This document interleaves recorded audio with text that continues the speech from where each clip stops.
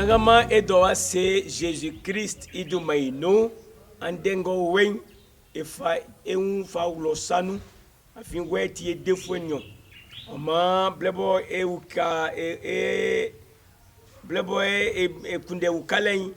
one eba oma ndenga imakanga soyi mo wawe samo traminui ma ojiji ndesoyi ngwa fakle okombenga bentiende soyi mama wesa kusuma otrambe nubie na okle okande soyi otunde soyi bofa kleve oma blenga nu ekloa efayin fa losanu Jésus Christ dumainu yeli ketandamu ye abono samu ye atremu ma odumalien onyaka mvula titi edo wa se Jésus Christ dumainu moiso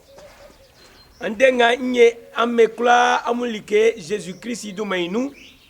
na blenga wa junu en ma efa nyamie ndeng na yakanga ekangai Philippe fue mu indetre nsansu okun ebwebo ima blunsulo Oliye okleli frua sonyo oko ndenga okleli osike miangundan kpa yeleke ma nsi Christ ni ikulale bo ma ocheni na nyinenengo onhuni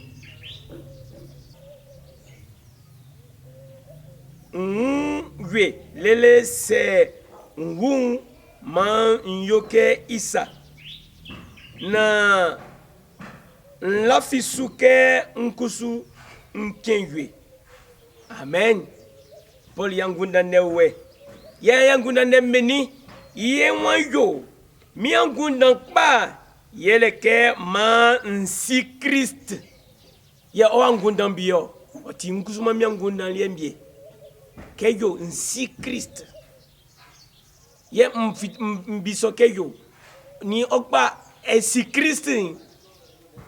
esi anza kusuma esime yo se esime kunde ke esi so we esi kusuma otikpa emamanyamie ye Paul wanyo oti yangunda na le kunli keo na ke nsi Christ otiake nkwasonu ai keke oti esode sensi Christ otiake ni tojwe asonu swano azagusuma nkanganyamiende neyo nyanyo miangunda kpa yeleke ma nsi Christ ni ikula lebo ma ocheni yeke buyangu na soin ovlake evlak mensu keyo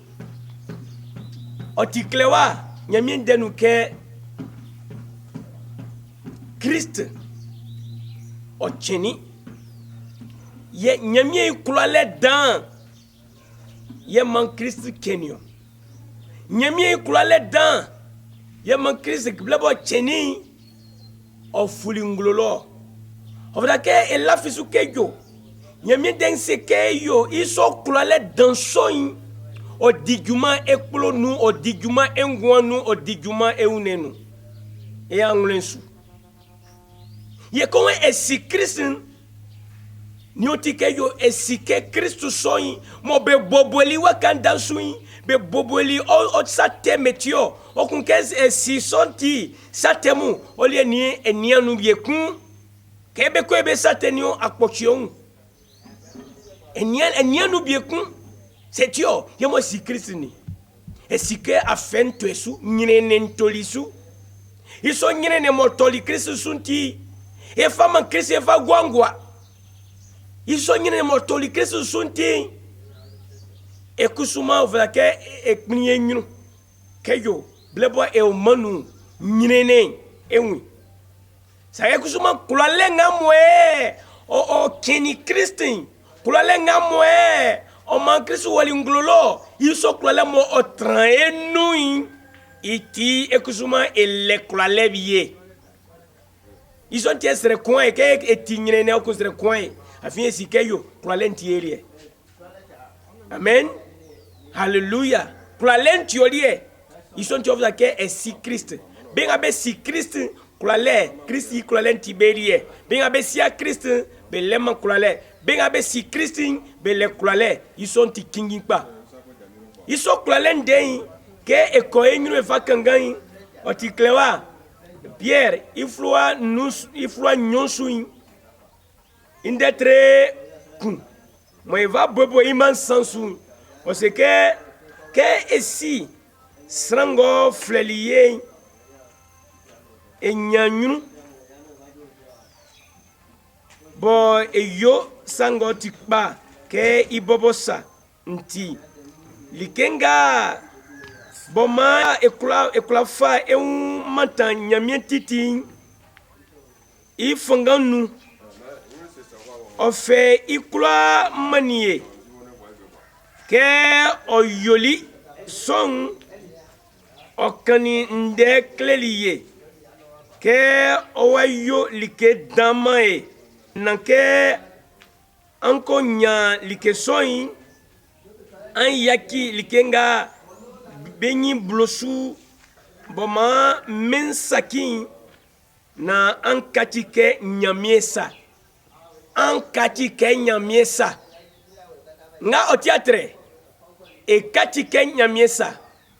otike ndengo wen ebuyanguna kolosana kwa katike nyamiesa yo otiklewa soyi nyama e katike nyamiesa likenga mo benyunu blue motie maman sakin nya nama ni likeso nama kunde likesomu sai kusuma ma ekunde ke ekati ke nyamiesa yeyo ngamo li ofake enye na yakwa kati ke nyamiesa like kloasomu ba famaye nyamio famaye kulale so wa famaye isontie mauti klewa ke esi nya ke esi srango fleliye ke enyanyunu bo eyo sango tikba ke ibobo santi likenga bo ma ekula fa manta nyamien titi ifanganu ofe ikula manie ikula sonti elie isonti andenganu blengasu nankpensu mambai nyankula losu kula lenti olie Jésus Christ idumainu kula lenti elie Jésus Christ idumainu oma andengo wen otible mo vrake e kanvu nyamie mo vrake e mama nyamie ma eto ebo sro ma eto yue e fa kanvu yele kejo o manie kulale mo vrake kusuma kulale soin ko na anjen bien mo vrake e la fi Jésus sou ke oti defwe ça e la fi Jésus sou mo yo ke ngamo otol afin elle l'a fait Jésus sous afin hier il moja walio il moja somo wali hier otolier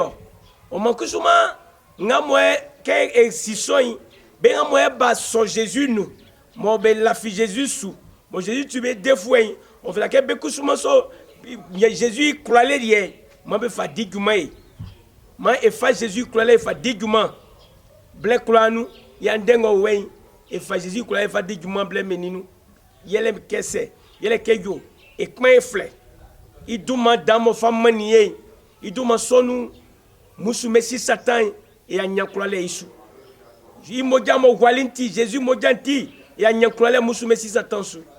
okon blenga mo tukpate yon onto esu e kman fle Jésus okon grand kekle et c'est que Jésus kani mo be bobolinti e klanya gwegbeyele ils sont tiema andengo wen ma c'est asi Christ jaso na fle na la fisu ke klale soin otiolie c'est na la fia Jésus soin ni esima Christ ils sont tie nkundeke esi Paul wanyo yangundanlien yeke aussi Christ ni i fangan oni i timi oni klalen ngamwe ofa kengwan man osiso like nyonso oti kingi pa Jésus moti Christ ma esi Jésus moti Christ ka cheni ngwan kula lenga moya tiama o cheni ma esibie afin blebie nous et kusuma frake e ken ya ke esi Christ ke Christ kusuma cheni e kusuma e chembie ils sont tie otike otie aklujwe oti e abon anwanze fe o ma kusuma e kula transu e dransu na e yenya miemo e teya se andengle monga ananga ma e dawase e yomo Jésus Christ idumainu ananga obobo eselike yo eniye e akakisran mo Jésus Christ inu isonti andenga e pamphlet ke kulale somo e jilinglo blebo Christ cheni okwe jilinglo eku blebo ofulinglo loin on kulale sonti elie isonti Jésus Christ idumainu e sakiba enyoliemu Jésus Christ idumainu mantukwa kefwa mu be jaso be edwedwe Jésus Christ idumainu ma alonga ba mbobe ma lo soin be nyangwa eku ma be trego be wobe nyunu no ma lo so me bo klosanga Satan musume si Satan sakibe ma be si Christ okuma ma be kengwa ma be la be nya nyamie i klole na kwena bengwa menu bakula ekpa ti anagama efa ekloa ewu efa losanu blenga nu ma osamo le klalen mo odijuma ekplo menu Jésus Christ iduma enu ma odijuma e alo menu Jésus Christ iduma enu mo odijuma ekloliensu Jésus Christ iduma enu mo odijuma yangulenu Jésus Christ iduma enu mo yoso